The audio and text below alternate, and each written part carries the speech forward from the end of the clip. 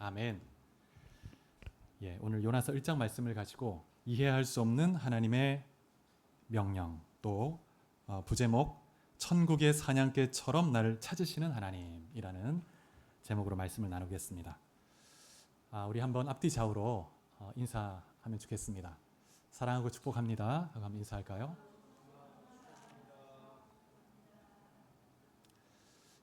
날씨가 참 무더운 한 주간이었는데요. 여러분 하나님 은혜 안에서 강건하시기를 주의 이름으로 축복합니다. 여러분 천국의 사냥개라는 시를 아십니까? 영국의 시인인 프란시스 톰슨이라는 사람이 쓴 긴 시인데요. 이 프란시스 톰슨은 1859년 영국의 랭커셔에서 출생한 사람입니다. 19세기 인물이죠. 그는 신앙의 부모님 밑에서 신앙 안에 자랐지만 엄격한 아버지로부터 사랑을 받지 못하고 외로운 유년기를 보냈다고 합니다. 그리고 아버지의 바람대로 의사가 되기 위해서 옥스퍼드 의대에 진학을 하긴 했지만 이 프란시스는 문학을 되게 좋아했다고 합니다. 그래서 이 의학에 흥미를 잃고 의학을 그만두고 런던에 가서 문학을 공부하기 시작하죠. 근데 이후에 프란시스는 인생에 참 어려움을 많이 겪게 됩니다. 가난과 역경을 많이 겪게 되는데 그러면서 마약과 술에 빠지게 되고 그러면서 런던의 빈민굴에서 살게 되었습니다. 그런 중에도 그가 계속해서 느꼈던 건 뭐냐면 자신을 끝까지 추적해 오시는 주님의 보이지 않는 손길이 느껴졌다고 합니다. 주님의 보이지 않는 손길이 끝까지 나를 추적해 오시는, 그래서 주님의 그 추적에서 벗어나 보려고 발버둥을 쳤지만 결국 그 주님 앞에, 그 주님의 손길 앞에 무릎을 꿇게 되었고 그의 인생이 극적으로 반전이 일어났습니다. 그리고 나서 지은 시가 천국의 사냥개라는 그런 시인데요. 굉장히 긴 시인데 주보 안에 일부분을 제가 발췌했습니다. 한번 주보 안을 보시기 바랍니다. 제가 일부분을 한번 읽어보겠습니다. 나는 그에게서 도망쳤네. 밤에도 낮에도. 나는 그에게서 도망쳤네. 수많은 세월 동안을. 나는 그에게서 도망쳤네. 내 마음속에 미궁 같은 길로. 슬픔 속에서도 그를 피해 숨었다네. 겉으로는 계속 웃었고 한때 희망에 부풀어 오르기도 했었지만 이내 두려움의 골짜기 아래 거대한 어둠 속으로 곤두박질 쳐버렸네.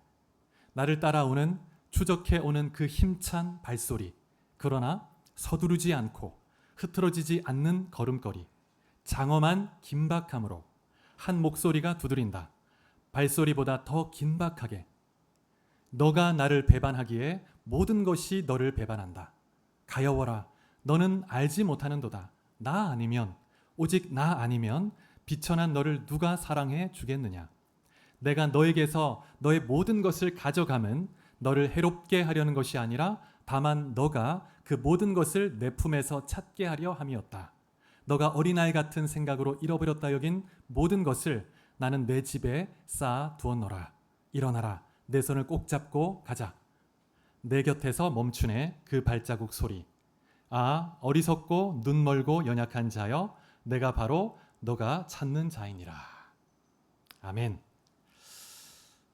하나님의 그 보이지 않는 그 추적의 그 소리를 아주 특별하게 묘사하고 있는데, 서두르지 않고 흐트러지지 않는 걸음걸이로 또 장엄한 긴박함으로 하나님이 자신을 추적해 오시는 그 손길을 뿌리치지 못하고 결국 그 하나님 앞에 굴복한 시인의 고백을 들을 수 있는데, 이 시인의 고백은 요나의 고백과 동일합니다. 요나 1장에 보면 요나가 하나님 말씀에 불순종해서 하나님이 가라고 하시는 곳에 정반대 방향으로 도피하는 것을 볼 수 있죠.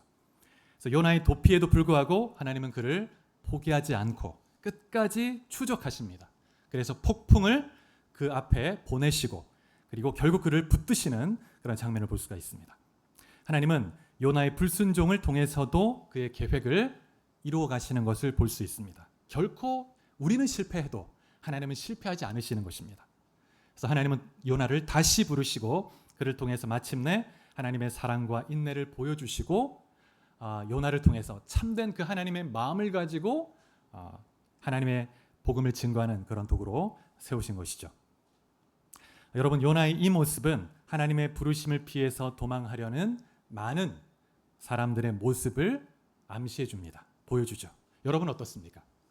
하나님은 여러분을 끝까지 포기하지 않고 마침내 여러분을 끝까지 추적해서 찾아내시고 그리고 여러분을 통한 놀라운 하나님의 뜻과 계획을 이루실 것입니다. 오늘 이 말씀을 통해서 여러분 각자에게 주시는 주의 세미한 음성을 듣는 귀한 시간 될 수 있기를 주의 이름으로 축복합니다.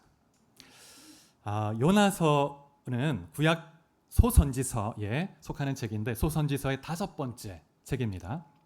다른 선지서와는 아주 다른 특징이 있는데 다른 선지서들은 하나님께서 선지자를 통해서 이스라엘 백성에게 주시는 말씀을 기록하고 있습니다.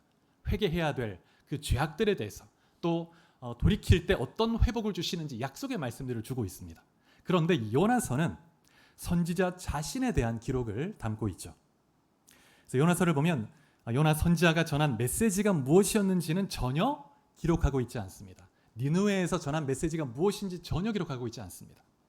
요나 개인의 삶과 그 내면의 삶의 변화를 다루고 있죠. 그러면서 요나와 같은 마음을 가진 자들이 요나처럼 하나님을 알고 회개하고 돌이키도록 촉구하는 그런 메시지를 담고 있습니다. 자, 그러면 요나서의 역사적 배경을 한번 좀 찾아보겠습니다. 우리 구약 성경 열왕기하 14장 25절을 한번 찾아보시겠습니다. 열왕기하 14장 25절 말씀.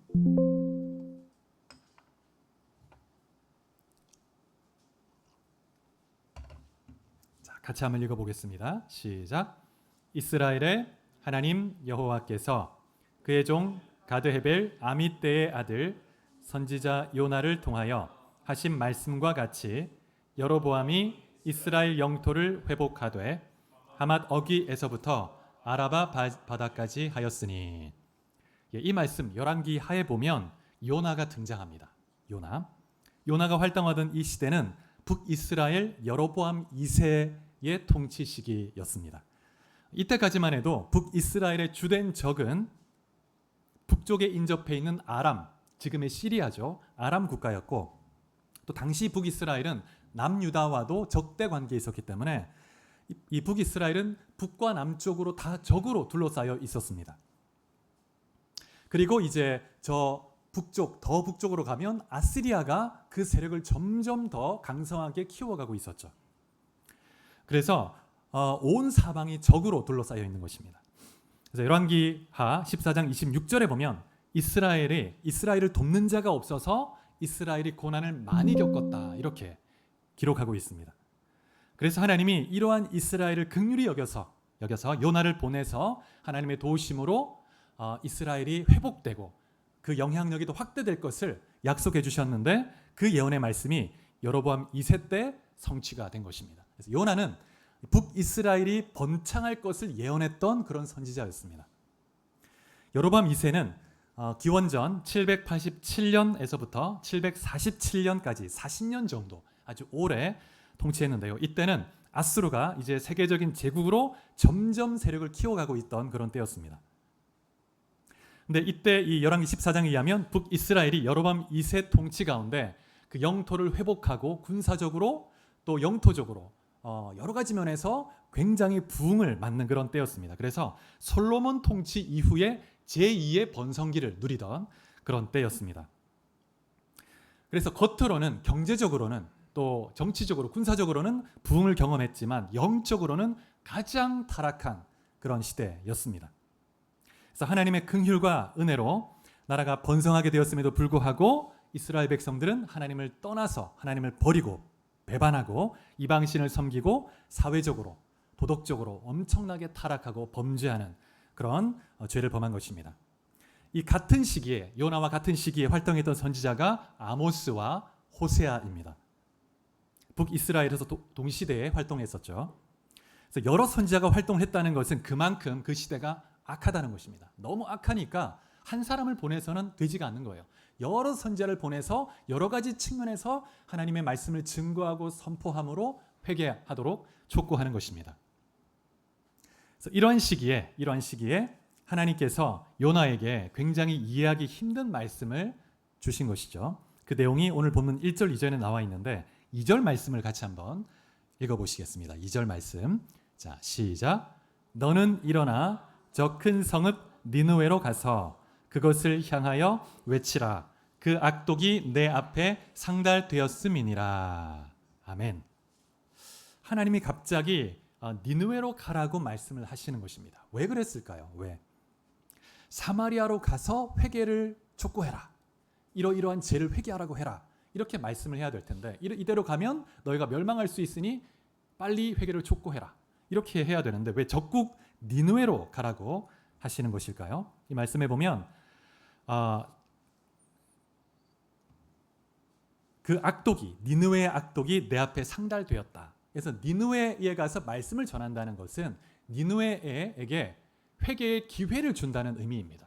그러면 하나님은 은혜가 풍성하기 때문에 용서할 것이고 그러면 니느웨가 멸망을 피하게 되겠죠. 이 요나는 그런 것이 싫은 거예요. 여러분, 하나님은 때로 우리가 이해할 수 없는 명령을 내리십니다. 성경에 보면 수많은 하나님의 사람들이 이런 경험을 했죠. 내가 전혀 이해할 수 없는 명령을 내리십니다. 여러분, 예레미야 같은 경우에는 이 요나보다 훨씬 더 후세대에 하나님 말씀을 전했는데 유다가 멸망하기 직전에 하나님 말씀을 전했는데 예레미야에게 하나님 뭐라고 했냐면 이스라엘의 회복이 아니라 이스라엘이 멸망할 것이다. 그러니 바벨론에게 항복하라는 메시지를 전하라고 했습니다. 이 말씀을 전하면 역적이 되는 거죠. 그래서 백성들에게 죽임을 당할 수 있습니다. 그래서 여러 차례 백성들에게 협박을 당하고 또 죽음의 위기를 넘겼습니다. 그럼에도 불구하고 예레미야가 하나님 말씀에 순종해서 선지자이니까 선지자는 하나님 말씀을 증거해야 되죠. 백성들이 듣든지 아니 듣든지 또 나에게 좋은 것이든 안 좋은 것이든 증거해야 되는 것이죠. 예레미야가 그렇게 증거했습니다. 근데 요나도 이런 이해할 수 없는 그런 상황에서 하나님 명령에 순종해야 함에도 불구하고 이해할 수 없는 요나가 하나님 말씀에 불순종하고 떠나버린 것입니다. 4장 2절 말씀을 한번 볼까요? 4장 2절, 요나서 4장 2절. 요나가 왜 니느웨로 가기 싫어했는지 그 요나의 그 심정이 나와 있는데 같이 한번 읽어보겠습니다. 시작. 여호와께 기도하여 이르되 여호와여 내가 고국에 있을 때에 이러하겠다고 말씀하지 아니하였나이까. 그러므로 내가 빨리 다시스로 도망하였사오니 주께서는 은혜로우시며 자비로우시며 노하기를 더디하시며 인애가 크시사 뜻을 돌이켜 재앙을 내리지 아니하시는 하나님이신 줄을 내가 알았음이니이다. 이 말씀 보면 하나님은 은혜로우시고 자비로우신 분이라고 고백하고 있습니다. 요나가 잘 알았죠. 그래서 언제든 회개하면 하나님은 재앙을 돌이키시는 분이라는 것을 요나가 알았습니다. 그래서 이런 성품을 알았기 때문에 니느웨가 회개하면 어떡하나. 그래서 니느웨에 가서 말씀을 증거하면 회개할 수 있고 그러면 니느웨가 하나님의 심판을 면할 수 있기 때문에 요나가 가기 싫었던 것입니다. 여러분, 선지자의 역할은 하나님의 계시를 받고 하나님이 가라 하시는 곳에 가서 하나님의 말씀을 전하는 것이 선지자의 사명이죠. 이때 선지자는 그 메시지를 듣는 자들이 회개하며 돌이키기를 기도하는 마음으로 하나님의 말씀을 증거해야 합니다. 그런데 요나는 그 하나님의 마음을 전혀 이해하지 못하고 거부하고 고민하던 끝에 하나님 말씀에 불순종해서 정반대 방향으로 가는 것이죠. 오늘 본문 3절에 보면 요나가 여호와의 얼굴을 피하려고 다시스로, 지금의 스페인입니다, 다시스로 가는 배를 탔다고 말씀하고 있습니다. 3절을 잘 읽어보면 여호와의 얼굴을 피하려고 다시스로 도망갔다는 내용이 2번 반복되고 있습니다. 그래서 요나가 불순종하고 하나님을 피하려고 했다는 것을 더 강조하고 있습니다. 1절을 보면 요나를 소개할 때 어떻게 소개하냐면 아미떼의 아들 요나라고 말하고 있는데 이 아미떼라는 말은 진리 혹은 진실함 이런 뜻을 가지고 있습니다. 그래서 요나는 진리의 아들, 진실함의 아들이에요. 또 요나란 뜻이 뭐냐면 비둘기라는 뜻이 있습니다. 비둘기. 정말 진실한 진리의 아들, 순결한 그런 아들이 하나님의 말씀대로 순종하며 하나님의 진리를 전해야 되는데 그런데 어리석게도 하나님 얼굴을 피해서 하나님을 피해 숨을 수 있다고 생각하고 도망을 가는 것입니다. 당시에 다시스는 땅 끝이라고 여겨졌죠. 그래서 이 다시스로 가면 하나님을 피할 수 있을 것이라고 생각한 것입니다. 그래서 이러한 요나의 모습은 당시 이스라엘 백성들 안에 있었던 그 불순종하는 그런 이스라엘 백성들의 완악함을 대변해 주는 것이죠. 여러분, 이 비둘기는 신약 성경에 보면 순결함을 상징하는 의미도 있지만 구약 성경을 보면 어리석음을 비유하는 상징하는 의미로 이렇게 사용되기도 합니다. 호세아 7장 11절에 보면 이렇게 말씀합니다. 에브라임은 어리석은 비둘기같이 지혜가 없어서 애굽을 향하여 부르짖으며 아스루로 가는도다. 호세아가 이 북이스라엘 백성들에게 이들이 너무 어리석어서 비둘기처럼 어리석어서 하나님을 향해 찾아야 되는데 애굽을 향해서 부르짖고 아스루를 향해서 의지한다는 거예요. 그래서 이 요나의 이름이 이 비둘기 같다고, 비둘기라고 하는 것은 요나의 어리석음을 암시해주는 그런 의미가 있는 것입니다. 3절에 보면 요나가 다시스로 가는 배를 타기 위해서 욥바로 내려갔다고 말씀하고 있습니다. 욥바로 내려갔는데 마침 다시스로 가는 배를 만나게 되죠. 그래서 뱃삭스를 주고 배에 올랐다고 말씀하고 있습니다. 근데 어떤 성경학자는 요나가 아예 배를 통째로 전세냈다고 이렇게 보는 학자들도 있습니다. 그래서 그만큼 요나가 급하게 배를 만나자마자 바로 내가 돈 줄 테니까 빨리 출항합시다 해버린 거예요. 그래서 실제로 요나서 1장에 보면 사공들은 나오는데 배에 탄 다른 사람이 이렇게 나와 있지 않는 것처럼 보입니다. 그래서 배에 사공들과 요나만 있는 거예요. 배 선장과. 그렇게 해석하는 학자도 있습니다. 요나가 하나님의 뜻을 몰랐던 것이 아니죠. 분명히 알았습니다. 근데 그의 문제는 뭐냐면 자신의 뜻과 의지 때문에 자신이 원하는 뜻에 반대되는 말씀을 주시니까 불순종해버린 것입니다. 여러분, 오늘 우리도 크게 다르지 않죠. 우리가 하나님의 뜻을 모르는 것이 아니고 하나님의 뜻에 순종치 않으려는 우리 안의 교만, 욕심, 완고함이 문제인 것이죠. 여러분, 하나님께서 내 마음에 들지 않는 말씀을 하실 때 어떻게 해야 될까요? 내가 다 이해하지 못해도 항상 하나님의 뜻에 순종하는 것이 가장 지혜롭고 선하고 아름다운 길이라는 것을 믿을 필요가 있습니다. 내 입술로 고백하고 하나님, 내가 다 이해할 수 없지만 하나님의 말씀이 가장 선한 길임을 믿습니다 라고 믿고 발걸음을 내디딜 때 하나님의 선한 뜻이 이루어지는 것이죠. 우리 뜻대로, 우리 욕심대로 행하면 처음에는 문제가 없어 보여도 마침내 인생의 폭풍을 만나게 돼 있습니다. 여러분, 고집 부리다가 잘 되는 인생을 보지 못했습니다. 사도행전에 보면 26장의 14절에 사도 바울이 간증하는 장면이 나오는데 이렇게 말씀합니다. 사울아, 너가 어찌하여 나를 박해하느냐? 가시채를 뒷발질하기가 너에게 고생이니라. 이게 무슨 뜻이냐면 가시 돋친 채찍을 발길질하면 그럼 그 가시에 찔리겠죠. 그래서 발로 차는 사람은 아프다는 거예요. 나를 핍박하고 나를 거부하고 반항하면 너만 고생할 뿐이다. 내게 돌아오라. 이렇게 말씀하시는 것입니다. 여러분, 요나가 하나님의 얼굴을 피해서 다시스로 도망갈 때 처음에는 모든 것이 순조롭게 진행되는 것 같았습니다. 마침 다시스로 가는 배가 정박해 있는 거예요. 그래서 빨리 떠납시다. 백삭스를 딱 집으로 하고 떠난 거예요. 순탄하게 가는 것처럼 보였지만 이내 하나님이 큰 바람을 바다에 내리셨습니다. 4절에 보면 하나님이 큰 바람을 바다 위에 내리셔서 폭풍이 일어나게 한 것입니다. 그래서 큰 폭풍이 일어나서 배가 거의 깨지게 됐다 이렇게 말하고 있습니다. 그러자 배 위에 있는 모든 사공들이, 선원들이 각자 자기가 섬기는 신에게 간절히 기도하기 시작했습니다. 그리고 배를 가볍게 하려고 혹시나 침몰하면 어떡하나, 물이 막 차 들어오니까 짐을 바다에 버리기 시작했습니다. 그런데 아이러니하게도 이때 하나님의 사람, 하나님의 선지자 요나는 배 밑에 가서 누워서 잠을 자고 있었다고 말하고 있습니다. 잠이 깊이 들었다 이렇게 말하고 있습니다. 6절에 보면 지금 상황이 급박하게 돌아가고 있는데 배 밑에서 잠만 자고 있는 이 요나로 인해서 선장이 답답했는지 요나를 깨웁니다. 당신이 출항하자고 해가지고 지금 출항했는데 지금 이게 폭풍이 일어나고 있다. 당신이 지금 뭐하고 있냐고 지금.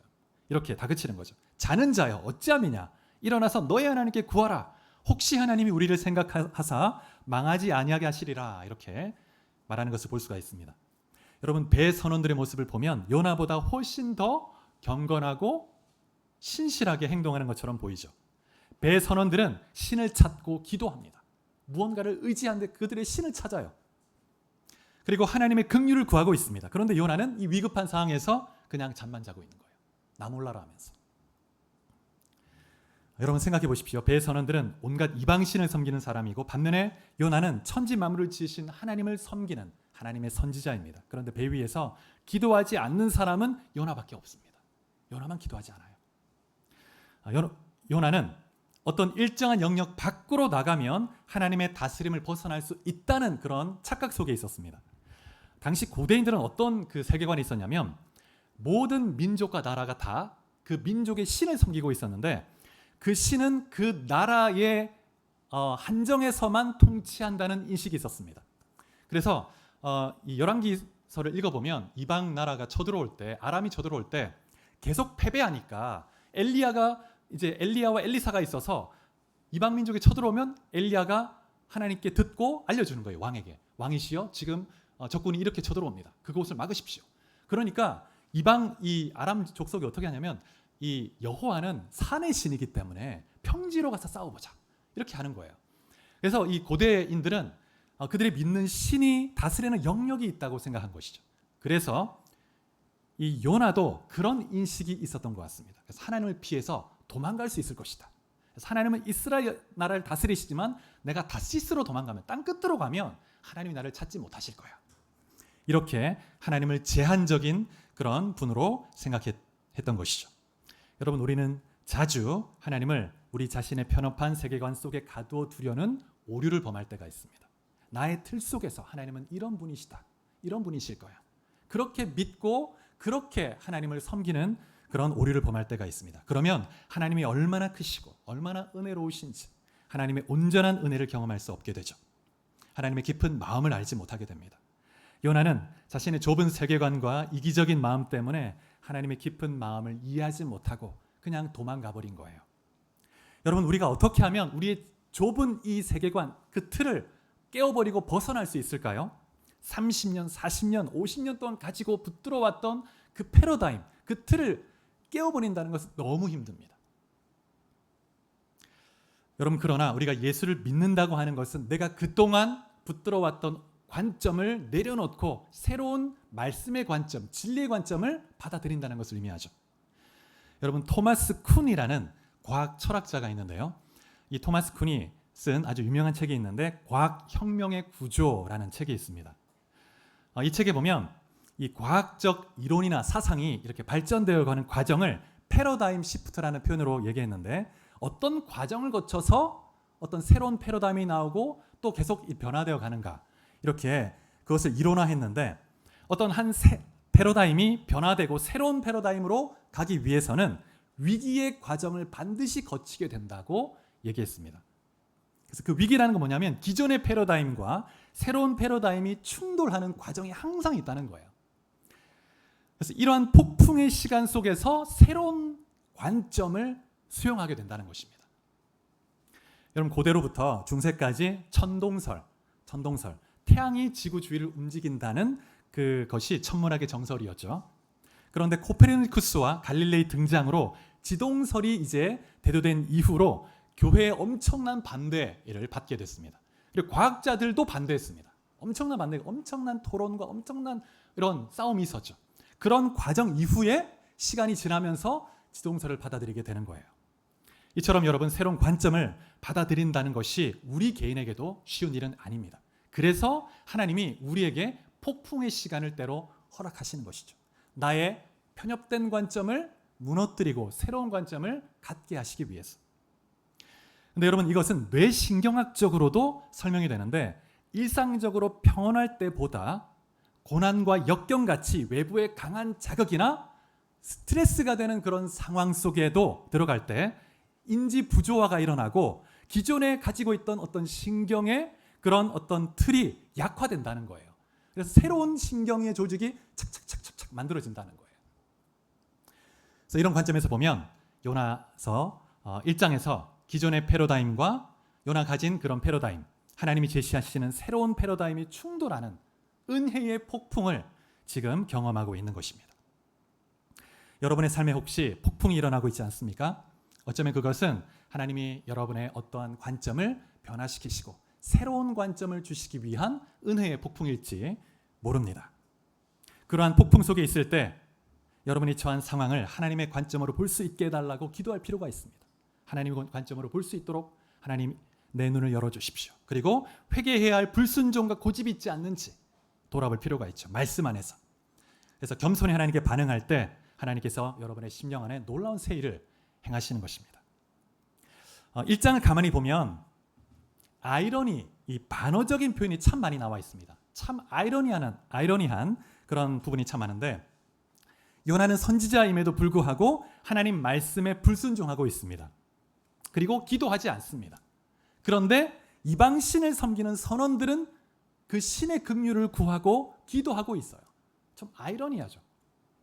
또 7절에 보면 이 바다의 재앙이 누구 때문에 일어난 것인지 알기 위해서 제비를 뽑는데 그때 그 제비가 요나에게 뽑히게 되죠. 8절에서 선원들이 이렇게 요나에게 묻습니다. 이 재앙이 누구 때문에 우리에게 임하였는가 말하라. 너의 생업이 무엇이며 너가 어디서 왔으며 너의 나라가 어디며 어느 민족에 속하였느냐 이렇게 물어보죠. 그러자 9절에 요나가 이렇게 답을 합니다. 나는 히브리 사람이요 바다와 육지를 지으신 하늘의 하나님 여호와를 경외하는 자로라. 지금 요나는 하나님 말씀에 불순종하고 지금 다시스로 가고 있는 중이죠. 그런데 그가 뭐라고 하냐면 뻔뻔하게도 나는 하나님을 경외하는 자다 이렇게 말하고 있습니다. 여러분 우리도 이럴 때가 있죠. 그리스도를 따르지도 않으면서 나는 그리스도인이다 이렇게 말할 때가 있지 않습니까? 그런데 여호와의 얼굴을 피함으로 말미암아 이 재앙이 임하였다는 말을 듣고 선원들이 하나님을 두려워하기 시작하죠. 그러면서 요나에게 어떻게 해야 되겠냐고 물어봅니다. 12절에 요나가 이렇게 답을 합니다. 나를 들어서 바다에 던지라. 그리하면 바다가 너희를 위하여 잔잔하리라. 너희가 이 큰 폭풍을 만난 것이 나 때문인 줄 내가 아노라. 이 폭풍이 나 때문인 줄 내가 아노라. 그러니 나를 바다에 던지라고. 그러면 잠잠할 것이다. 이야기해 줍니다. 그러나 사람들이 어떻게 합니까? 선원들이 그래요? 그러면 당신을 당장 던져야겠네. 우리가 살아야 되니까. 그렇게 하지 않습니다. 이 사람들이 요나를 어떻게든 살려보려고 하나님의 사람이라고 하니까 하나님을 경외한 자라고 하니까 그 사람을 살려보려고 계속 노를 젓습니다. 계속 노를 저어요. 그래도 이 폭풍과 파도가 잠잠해지지 않습니다. 그래서 어쩔 수 없이 하나님의 긍휼을 구하고 요나를 바다에 던지는 거예요. 그래서 이 선원들이 요나를 굉장히 그 생명을 아끼려고 했던, 살리려고 했던 의도를 볼 수가 있습니다. 14절을 같이 한번 읽어볼까요? 14절, 1장 14절. 자, 시작.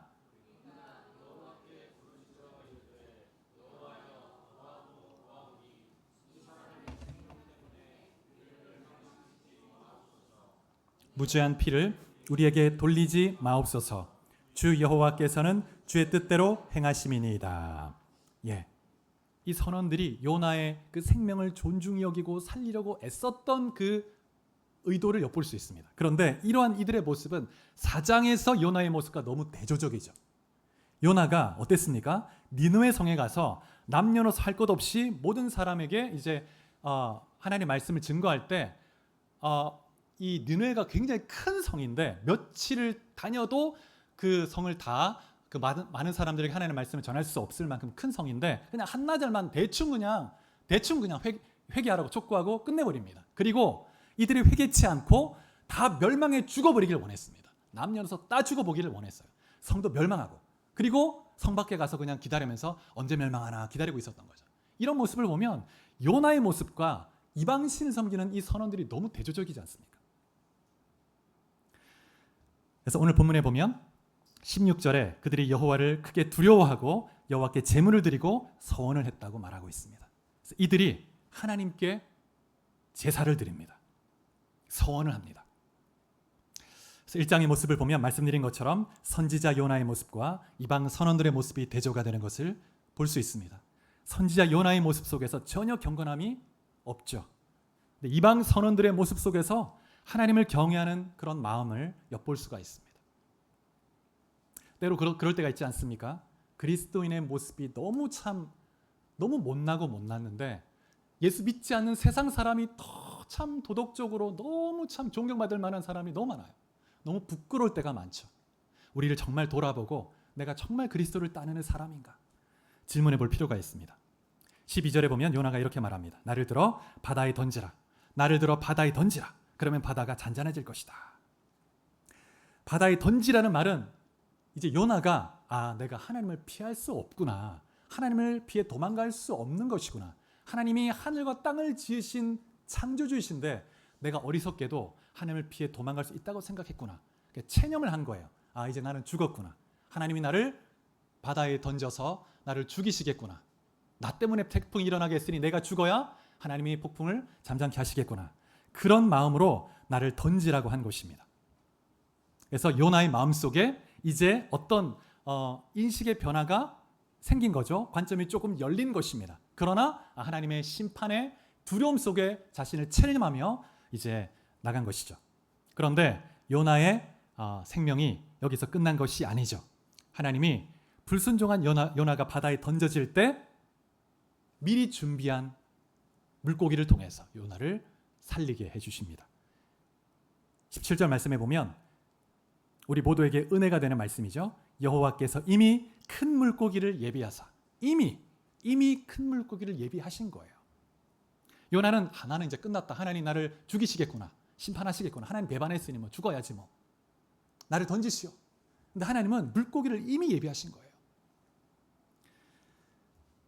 여러분, 하나님은 불순종하면 그냥 심판하고 죽여버리는 그런 분이 아니시죠.